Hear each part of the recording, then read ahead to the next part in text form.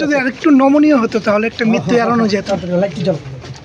বিষয়টা তো পেপারে নিউজ পেপারে উঠলো, আর আমি বিষয়টা নিয়ে অলরেডি ডিএম এবং ডাইরেক্টর যে আছেন স্কুল এডুকেশন ওনাকে বলেছি পুরো রিপোর্ট আমাকে দেওয়ার জন্য।